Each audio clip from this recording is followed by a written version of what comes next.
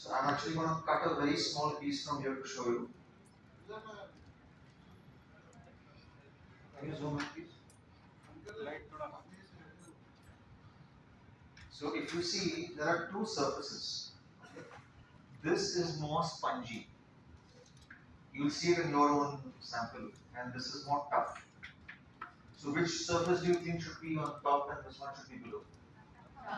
Tough on top, right?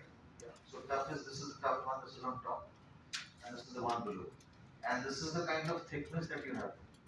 This thickness is probably about 2.5 millimeters. Quite different from fibroguide, which will be 6 millimeters thick, which is like 3 times this much. So I'm going to cut a very small piece right now to show you.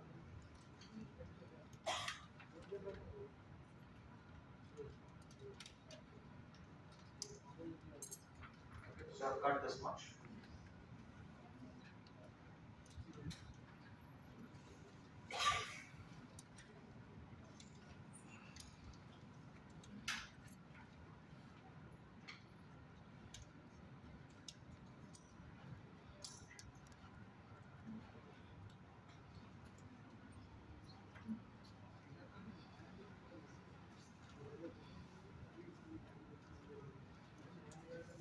Okay, now what I'm going to show you is on the, can you zoom please?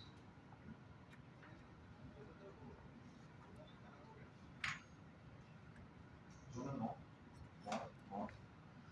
So the keratinized tissue increase, which we want to get with mucograft, normally you would do it where you would do it on the buccal side, right? But obviously the buccal side in the core jaw is very small, so we're going to do it for this purpose on the palatal side. But you would never do it on the palatal. Why? Where is the mucogingival junction on the buccal side? Usually on a central incisor, how many millimeters from gingival margin is the mucogingival junction? 4, 5, whatever. Okay. And where is the mucogingival junction on the lingual side of the central incisor? Really?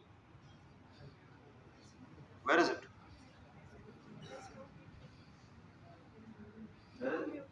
The mucogingival junction will be at the back of the throat. All of that is keratinized tissue. So you have yards of keratinized tissue on the palate. So you don't need to do this on the palate. Okay, so coming to this, what we're going to do is I'm going to first create a split thickness flap. Okay, and then we're going to position that split thickness flap a little bit lower and then place mucograft exposed on top. Okay, but so let me start.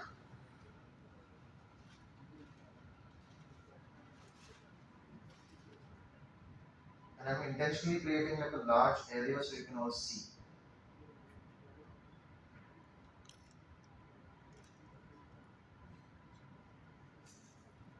So in this, if you see, this tissue is movable, it's moving. That will not be the case in a human tissue, it will be firmly bound. So it will actually be a little bit easier to work on compared to this.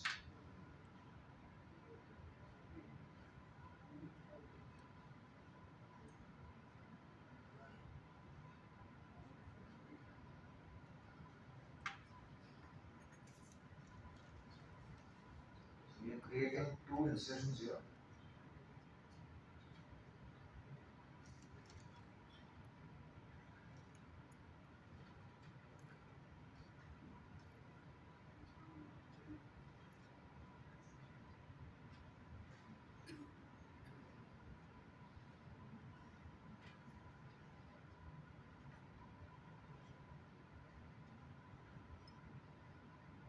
See that?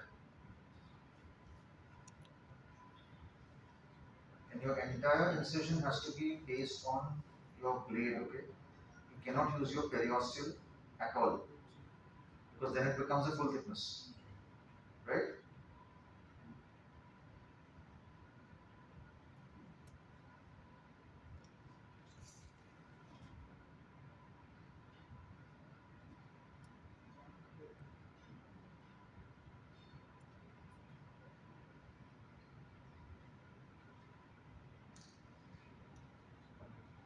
Okay, so done. This took how long? 3 minutes? I don't know, whatever, 2 minutes. So this is 3 minutes.